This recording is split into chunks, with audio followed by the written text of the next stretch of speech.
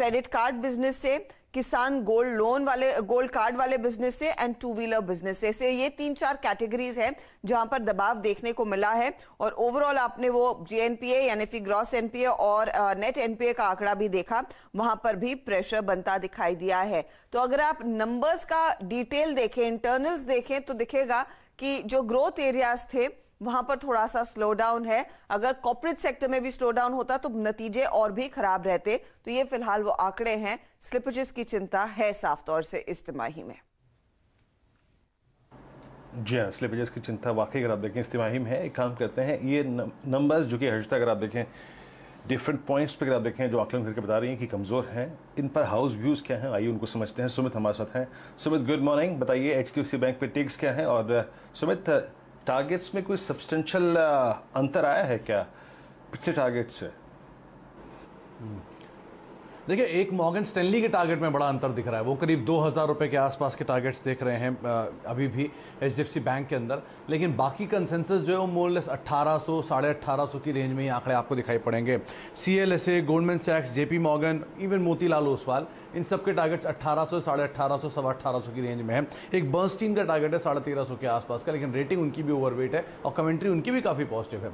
खैर, अगर तमाम हाउसेस के व्यूज़ के ऊपर नज़र डाली जाए तो मेजरली सबका मानना है कि हाँ, थोड़े से नंबर्स में डिक्लाइन ज़रूर है। 1% के आसपास का डिप अनुमान से नीचे दिखाई पड़ रहा है, और एनआईएम्स में थोड़ा सा मिस आता हुआ ज़रूर दिखाई पड़ा है, लेकिन फिर भी वो हायर फीस से ऑफसेट होता हुआ दिखाई पड़ रहा है। बैड लोन्स की फॉर्मेशन बड़ी है सेकेंड कोविड की वेव के अंदर, लेकिन बैंक की सिचुएशन को देखते हुए और पुराने ट्रैक रिकॉर्ड को देखते हुए बैंक उसको गोइंग फॉरवर्ड ओवरकम करता हुआ दिखाई पड़ सकता है।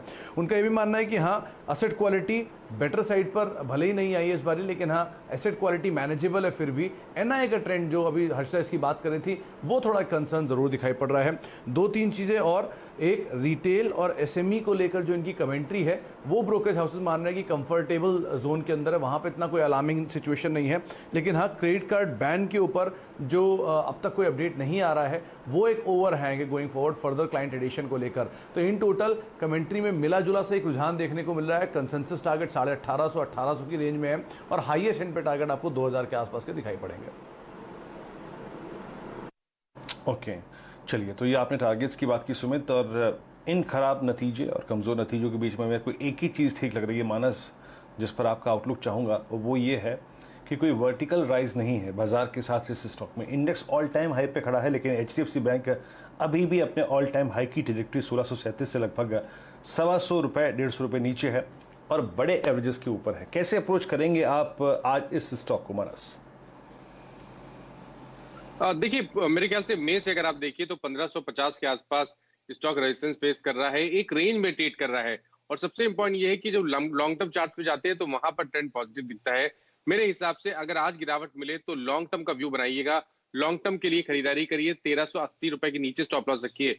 मेरा समझना अभी भी है कि स्टॉक में पोटेंशियल करीब 1725 से लेकर 1750 तक का है। शायद इसमें 4 से 5 मंथ का समय लगेगा, लेकिन गिरावट पे डेफिनेटली खरीदारी करनी चाहिए और एक स्टिक स्टॉप लॉस 1380 के नीचे लगाना चाहिए।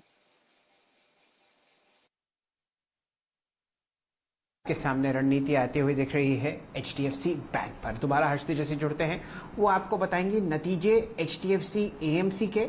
स्टॉक में ऑलरेडी पिछले हफ्ते बहुत बढ़िया बिल्डअप था और नतीजे आपको पसंद आते हुए दिखेंगे। हालांकि बिकवाली की वजह से यहाँ पर ऑलरेडी हम लोग एक शॉर्ट कॉल ट्रैक कर रहे हैं असित बरन जी की तरफ से। हर्षिता जी, नतीजे कैसे थे? अगर आप तिमाही दर तिमाही आधार पर आकेंगे नंबर्स को तो ठीक ठाक परफॉर्मेंस है, ऐसे कुछ आतिशबाजी नहीं देखने को मिली है। रेवेन्यू का आंकड़ा आया है करीब 507 करोड़ के आसपास का। प्रॉफिटेबिलिटी में 345 करोड़ का आंकड़ा देखने को मिला है। साल दर साल ऑफ कोर्स प्रॉफिट में ग्रोथ देखने को मिली है, लेकिन जो इंपॉर्टेंट है कि एसेट्स अंडर मैनेजमेंट कंपनी के कैसे रहे हैं। तो क्वार्टरली एसेट्स अंडर मैनेजमेंट का जो आंकड़ा है वहां पर एक हल्का सा डिप देखने को मिला है। 12.6% पर यह आंकड़ा आया है एज अगेंस्ट 12.9%। दूसरी तरफ अगर इक्विटी बिजनेस का अकेले अगर आप एसेट अंडर मैनेजमेंट देखते हैं तो वो भी शेयर थोड़ा सा डिप होता हुआ 13% के नीचे आया, 12.9% के आसपास। हालांकि ये डेटा रिपोर्टेड था तो नंबर्स फ्लैट। अगर थोड़ी सी चिंता है तो दरअसल इस मार्केट शेयर लॉस की ही है जो कंपनी में देखने को मिली है इस पर्टिकुलर क्वार्टर में। ओके, HDFC AMC एक काम करते हैं, इस पे हाउस व्यूज देते हैं, फिर उसके बाद देखें टेक्निकल चार्ट से बातचीत करेंगे। वैसे भी अगर आप देखेंगे बहुत हद तक एक ट्रेडिंग स्टॉक नहीं है। Sumit, house views in numbers पे। देखिए मेजरली सारे हाउस व्यूज जो हैं वो एक न्यूट्रल सा ही स्टांस मेंटेन कर रहे हैं अपनी कमेंट्री में एटलीस्ट। HDFC AMC पे CLSA की एक रिपोर्ट है, 3150 रुपये के टारगेट से आउट परफॉर्म की रेटिंग है। और मॉर्गन स्टैनली ने इक्वल वेट की रेटिंग दी है, करीब करीब 3270 रुपये के टारगेट से। कमेंट्री बिल्कुल फ्लैटिश टोन पे ही दी गई है दोनों की तरफ से। उनका ये मानना है कि जो मार्जिनल मिस है Q1 के नंबर्स के अंदर, करीब करीब 13% के आसपास की जो ग्रोथ है वो अर्निंग में देख रहे हैं वो FY 21, 22, 23 ऑनवर्ड्स। और उनका ये भी मानना है कि हाँ, थोड़ा सा जो रिटेल और डिपॉजिटरी कारोबार है उसका एक इम्पैक्ट जरूर आता दिखाई पड़ा। AUM जिसकी भी हर्षदा बात कर रही थी, वहाँ पर भी थोड़ा सा हायर इक्विटी AUM जरूर इनको आता हुआ दिखाई पड़ा, लेकिन सबने एक बात साफ बोली कि जो वैल्यूएशन पार्ट है वो थोड़ा सा महंगा दिखाई पड़ रहा है, इसलिए तेजी कैप्ड है। तो आप ये मान के चलिए कि बहुत बड़ी तेजी के लिए ब्रोकरेज हाउसेज नहीं मान रहे हैं, लेकिन कंसेंसस टारगेट 3100 की रेंज में कहीं आता हुआ दिखाई पड़ रहा है। देखें 3100 की रेंज का है, लेकिन बहुत सब्सटेंशियल अगर आप देखें जंप की बात नहीं हो रही है, जैसे कि सुमित ने कहा भी। एक हल्का सा टेक चेक ले लेते हैं यहाँ पर।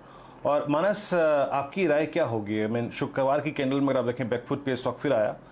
अभी आपको लग रहा है कि कोई मीनिंगफुल यहाँ पे ट्रेड नहीं है या फिर मीनिंगफुल इन्वेस्टमेंट कॉल? क्योंकि अभी भी एक रेंज में ट्रैप्ड है जिसका अपर एज 3300 है, लोअर एज करीब करीब 2850 2900 है। तो मीनिंगफुल कोई लॉजिकल यहाँ पर बाय एक्शन बनता है या नहीं बनता है?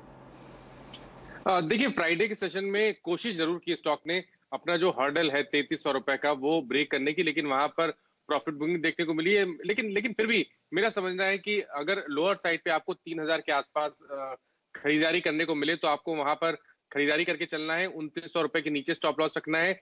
मैं उम्मीद करूंगा कि वापस हमें 3300 तक के स्तर देखने को मिलेंगे, तो गिरावट पे खरीदारी करने की राय रहेगी 3000 के आसपास 2900 के स्टॉप लॉस के साथ।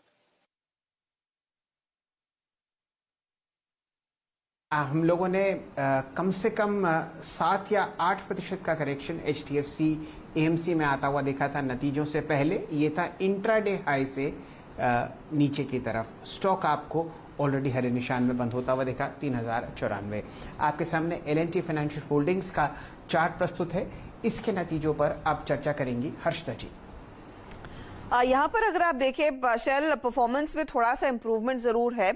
सालाना आधार पर शुरुआत ब्याज से आय के आंकड़े के साथ करते हैं, जहां पर 14.5% तक की वृद्धि देखने को मिली है। 1417 करोड़ के आसपास का आंकड़ा। प्रॉफिटेबिलिटी में 20% तक की वृद्धि है। 178 करोड़ का यह आंकड़ा निकल कर आया है। लेकिन आप देखिए डिस्बर्सल्स क्या कह रहे हैं, तो डिस्बर्सल्स में 5244 करोड़ का आंकड़ा आया है, जो क्वार्टर ऑन क्वार्टर बेसिस पर 35% की गिरावट दर्ज हो रही है।